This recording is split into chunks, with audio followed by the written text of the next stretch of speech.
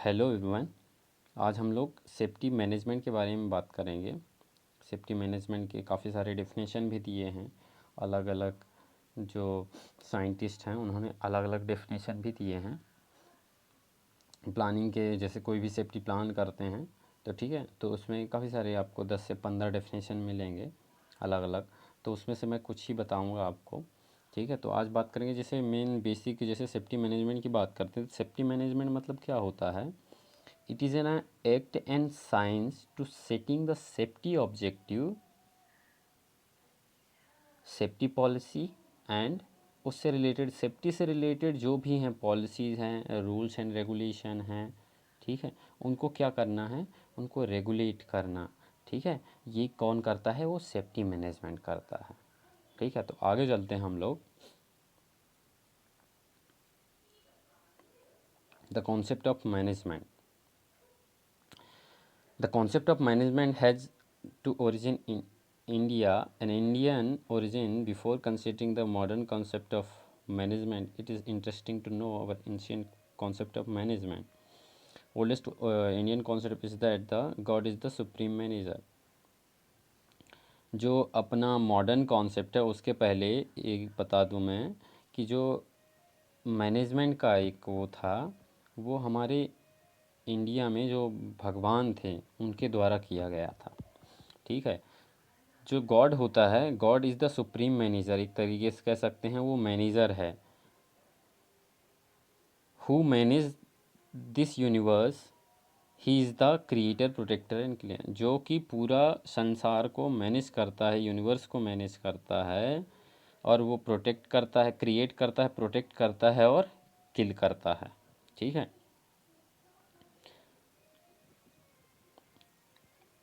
उसके बाद these managerial function are done by the Brahma, Vishnu and Mahesh, जो कि ब्रह्मा, विष्णु और महेश के द्वारा बनाया गया है। He plans, create, control, direct, govern, organise, evaluate, motivate, communicate and coordinates all activities. He is the king of king, the great administrator and the manager. We still believe this. मतलब कह सकते हैं अपन कि जो ब्रह्मा, विष्णु, महेश, जैसे कि ब्रह्मा भगवान को एक तरीके से सृष्टि की रचयिता बोला गया है, भाग्य विधाता जो हैं वो ब्रह्मा जी हैं। विष्णु जी क्या हैं, वो पालन करता हैं।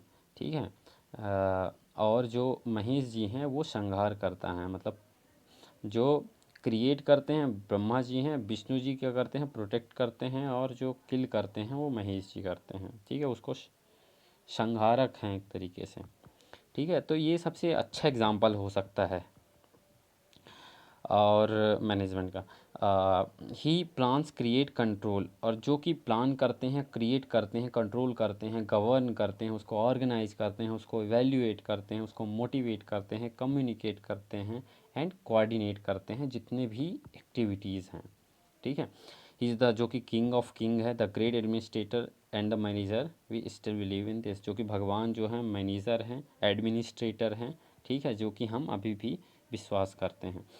Safety management system is a continuous improvement process that reduces hazard and prevent accident. Safety management क्या है, एक तरीके से कंटिन्यूस इम्प्रूवमेंट प्रोसेस है।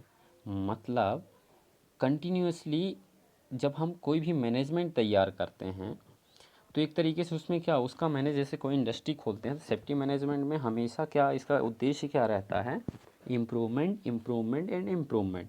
एक तरीके से इम्प्रूवमेंट करना रहता है कि उसको और अच्छे से, कितना अच्छे से किया जा सके। अब जब इम्प्रूवमेंट करेंगे तो उससे क्या होगा, जो भी हज़ार्ड्स हैं, जैसे हज़ार्ड हुआ, एक्सीडेंट हुआ, जैसे आपकी इंडस्ट्री में कहीं भी कोई भी एक्सीडेंट हुआ तो उससे क्या होगा कि हमने कुछ इम्प्लीमेंटेशन किया, उसमें कुछ इम्प्रूवमेंट किया, तो उससे हज़ार्ड कम हो गया। ठीक है, एक लेवल तक। फिर उससे अपन ने एक्सीडेंट को भी reduces hazard and prevent the accident, accident को भी प्रिवेंट कर दिया एक लेवल तक। It protects the health and safety of our of your employees and should be integrated into the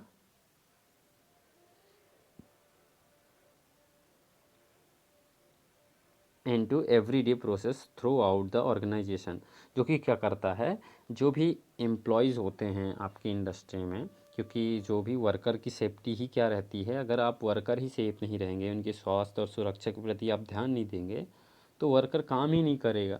तो सेफ्टी मैनेजमेंट का एक तरीके से ये भी वो बनता है, उद्देश्य रहता है, प्रोटेक्ट करता है उसकी हेल्थ, एम्प्लॉयज़ की हेल्थ, सेफ्टी, और जो भी प्रोसेस होती है ऑर्गेनाइजेशन उसको, मतलब कि जो भी हज़ार्ड है उनको क्या करेगा, मिनिमाइज़ करेगा, जो भी डेली की एक्टिविटीज़ है। ठीक है, ये होगा प्लानिंग। अब सबसे पहले क्या सेफ्टी मैनेजमेंट में क्या होता है, सबसे पहले चीज़ें अपन क्या करते हैं, कोई भी चीज़ें मैंने बताया था पिछले वाली वीडियो में, एक वीडियो में मेंशन किया है कि जनरल प्लानिंग की क्या पर्पस होते हैं। तो सबसे पहले सेफ्टी मैनेजमेंट क्या करता है, प्लान करता है, फिर उसको ऑर्गेनाइज़ करता है। ठीक है, फिर उसको क्या करता है, उसको स्टाफिंग किया जाता है, फिर डायरेक्टिंग किया जाता है, उसको कंट्रोल किया जाता है, कोऑर्डिनेट किया जाता है। तो ये सारी प्रोसीजर होती हैं सेफ्टी मैनेजमेंट के। ठीक है, तब प्रॉपर जाके सेफ्टी कोई भी इंडस्ट्री अच्छे से चला पाते हैं लोग। अगर ये रूल्स एंड रेगुलेशन आप नहीं फॉलो करोगे तो काफ़ी सारे जो हजार्ड्स होते हैं वो स्टिल प्रेजेंट रहेंगे, आपके एक्सीडेंट होने के चांसेस बहुत सारे ज़्यादा रहेंगे। जो सेफ्टी रूल्स एंड रेगुलेशन आप पॉलिसीज़ वगैरह नहीं फॉलो करोगे तो उससे भी काफ़ी ज़्यादा इफ़ेक्ट पड़ेगा। तो प्लानिंग की बात करते हैं। प्लानिंग, अब देखो प्लानिंग में बता दूं एक चीज़, कि जैसे आप कोई भी चीज़ प्लान करते, कोई भी चीज़ आप इंडस्ट्री जैसे ओपन करने जा रहे हो, तो उसके पहले आप प्लान करते हो कि लेट सपोज़ मैं पूरा टोटल ऑल ओवर चीज़ आप प्लान करते हो कि मैं इस टाइप की कंपनी खोलूँगा, एक इमेज बनाते हो, इससे क्या क्या लॉसेस होंगे, क्या क्या प्रॉफिट होगा, क्या इसका पर्पस क्या होगा। ठीक है, तो काफ़ी सारी चीज़ें हम अपने माइंड में लेते हैं। ठीक है, तो आगे चलते हैं हम लोग। It includes setting safety objective, formulating safety policies, safety programming, budgeting and determining safe और standard procedure। हम क्या करते हैं, ये क्या करता है, इंक्लूड करता है प्लानिंग सेफ्टी ऑब्जेक्टिव का, कि क्या उद्देश्य क्या है, फॉर्मुलेट करता है सेफ्टी पॉलिसीज़ को जिसके तहत हम वो करते हैं, जिसको फॉलो करते हैं, सेफ्टी प्रोग्रामिंग, बजटिंग निर्धारित करता है, और सेफ और स्टैंडर्ड प्रोसीजर डिसाइड करता है कौन, प्लानिंग से। Good planning at the design stage always help. अब जितना अच्छा आप प्लान करोगे उतना अच्छा रिजल्ट आपको मिलेगा, क्योंकि प्लान के ऊपर ही पूरा डिपेंड रहता है।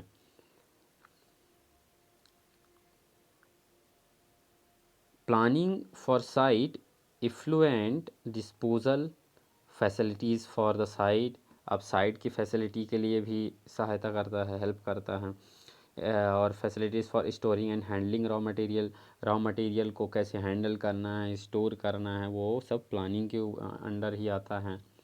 और इंटरमीडिएट एंड प्रोडक्ट्स, ये भी प्लानिंग के अंदर। टाइप्स ऑफ फ्लोर, किस टाइप का फ्लोर होगा, रूफ कंस्ट्रक्शन कैसा होगा, लाइटिंग कैसी होनी चाहिए, वेंटिलेशन कैसा होना चाहिए, और लेआउट कैसा होना चाहिए, ये सब किसके अंदर आते हैं, आपके प्लानिंग के अंदर।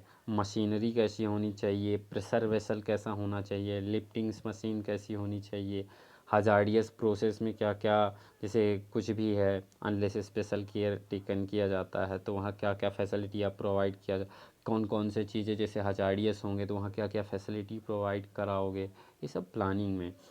Boiler, storage tanks, repair service, auxiliaries, utilities, fire protection. ठीक है, ये सब प्लानिंग में है। ट्रेनिंग भी प्लानिंग में आएगा। वेलफेयर एंड सैनिटरी फैसिलिटीज़ भी प्लानिंग में आएगा। Must consider safety points at this initial stage so that the planning and design defect can be eliminated और मिनिमाइज। अब जितना मतलब कि अब इस स्टेप में, प्लानिंग के स्टेज में ही अगर हम उसको क्या करेंगे, अच्छे से प्लान कर लेंगे, उस स्टेज में डिज़ाइन करेंगे, तो वो क्या करेगा, जो भी आने वाले डिफेक्ट्स हैं उनको मिनिमाइज़ किया जा सकेगा और एलिमिनेट किया जा सकेगा। क्योंकि जो स्टार्टिंग स्टेज ही होती है उनको कंट्रोल करने का एक तरीके से, क्योंकि प्लानिंग के समय ही जैसे आप घर बनाते हो तो उसमें जो भी फैसिलिटीज़ आपको प्रोवाइड कराना है तो वो ज़्यादा अच्छे से मतलब उसमें इम्प्लीमेंट हो पाता है। बिगनिंग, ठीक है, previous plan approval and correction planning में ही आएगा। After operation are also necessary. ठीक है, तो ये सारी चीज़ें प्लानिंग के अंदर ही आती हैं। अब आगे चलते हैं ऑर्गेनाइजिंग। ऑर्गेनाइजिंग में क्या करते हैं अपन, अब प्लान के बाद हमेशा उस चीज़ को ऑर्गेनाइज करना होता है। ऑर्गेनाइज में क्या क्या चीज़ें आती हैं, जैसे it includes establishment for of the formal structure of authority. एक स्ट्रक्चर, अथॉरिटी की स्ट्रक्चर बनाते हैं कि किस टाइप से उसको ऑर्गेनाइज कर सकेंगे हम, ठीक है। Which work sub divisions are defined, arrange and coordinated for the plan safety objective. उसको स्ट्रक्चर हमें बनाना, जैसे स्ट्रक्चर बनाए हैं कि कैसे किसके क्या रोल्स एंड क्या रोल्स वो अदा करेंगे, ठीक है, वो कैसे फॉलो करेंगे, उसका सब डिवीज़न क्या करेंगे, ठीक है, उसको कैसे अरेंज करेंगे, कोऑर्डिनेट करेंगे एंड प्लान करेंगे सेफ्टी ऑब्जेक्टिव। जैसे an organisational setup describe 4 classes of management, top executive, intermediate, middle and supervisory management. इसको 4 क्लासेस में इसने जो ऑर्गेनाइजेशनल सेटअप है उसको डिफाइन किया है, ठीक है। तो इसमें क्या क्या चीज़ आ जाएंगे, एक टॉप एग्जीक्यूटिव आ जाएगी, एक इंटरमीडिएट, एक मिडिल एंड सुपरवाइजरी मैनेजमेंट आ जाएगी। द सेटअप में vary according to the size and nature of the establishment.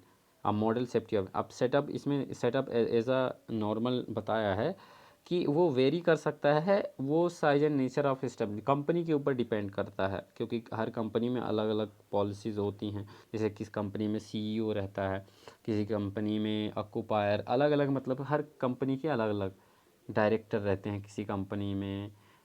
सबके जो पोजीशन होते हैं ना कुछ तो थोड़ा डिफरेंट रहते हैं अलग अलग कंपनियों के, ठीक है। जैसे स्ट्रक्चर आप देख रहे होगे, इसमें कंपनी बोर्ड है, कंपनी बोर्ड है जो कि कंपनी बोर्ड और मैनेजिंग डायरेक्टर मेंशन किया है उसके नीचे, जो कि टॉप मैनेजमेंट में मेंशन किया है, ठीक है।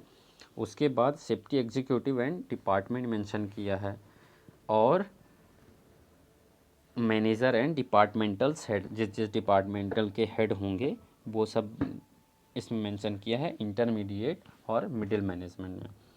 उसके बाद उसके नीचे है सुपरवाइज़र, सुपरवाइज़र के नीचे है वर्कर, वर्कर के नीचे हैं सेफ्टी रिप्रेजेंटेटिव।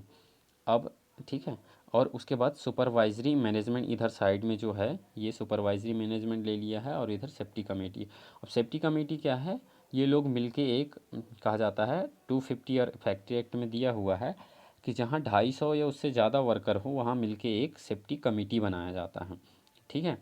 उसके बाद ये जो सेफ्टी रिप्रेजेंटेटिव है ये क्या करते हैं, इलेक्शन होता है एक तरीके से, जो वर्कर होते हैं ना वो बनाते हैं। तब देखो कंपनी बोर्ड क्या करती है, कंपनी बोर्ड डिसाइड करती है सेफ्टी पॉलिसी ऑब्जेक्टिव, और जो मॉनिटर हैं उसको इम्प्लीमेंट कैसे करना है, ठीक है। फिर मैनेजिंग डायरेक्टर क्या करता है, उसको रिपोर्ट करता है इम्प्लीमेंटेशन, मतलब कि सेफ्टी पॉलिसी को जो भी इम्प्लीमेंटेशन करना है। सेफ्टी एग्जीक्यूटिव और safety department reports to MD. अब सेफ्टी डिपार्टमेंट, जो सेफ्टी एग्जीक्यूटिव हैं और एंड डिपार्टमेंट है, वो क्या करेंगे, वो एमडी को रिपोर्ट करेंगे, मैनेजिंग डायरेक्टर को, ठीक है।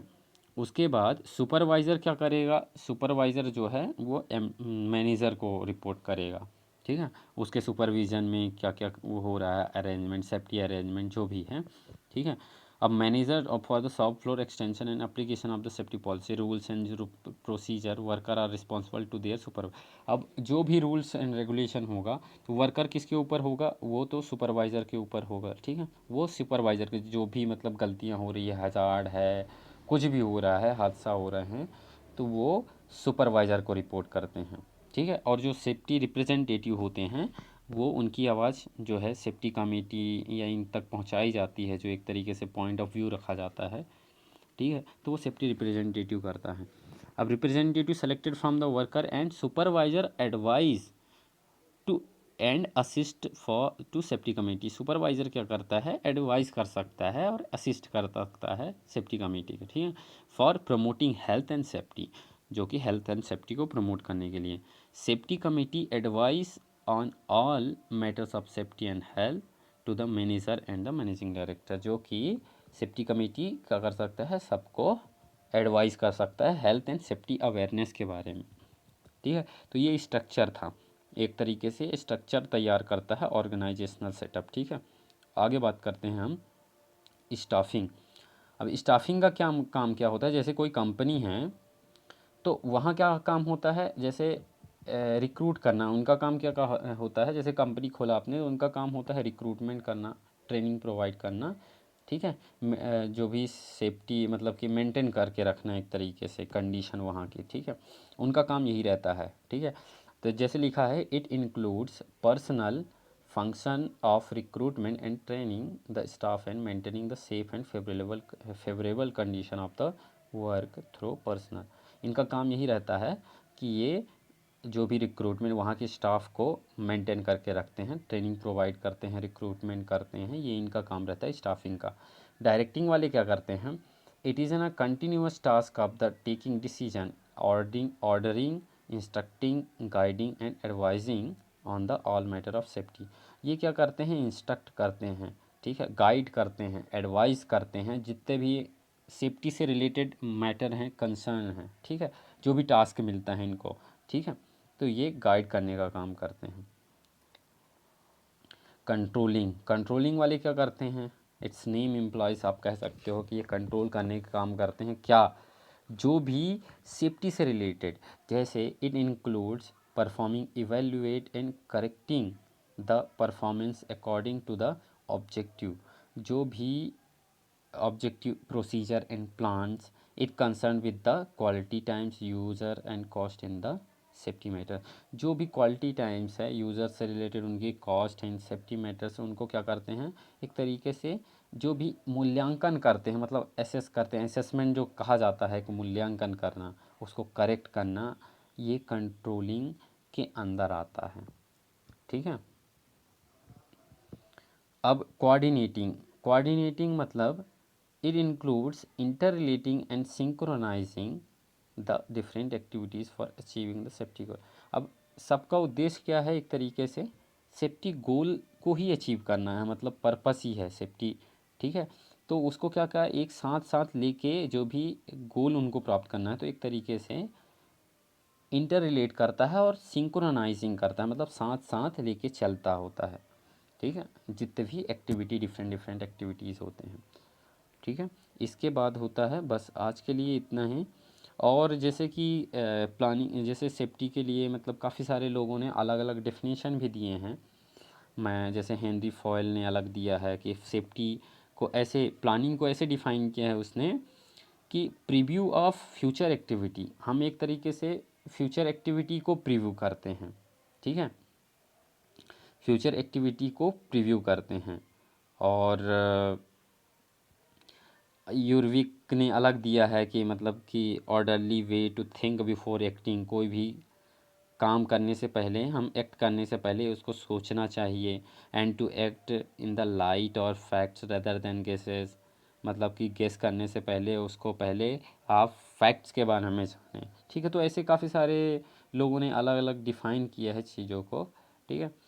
तो आज के लिए इतना ही। कैसा लगा आप लोग को ये वीडियो, कमेंट एंड शेयर कीजिए। Thank you everyone.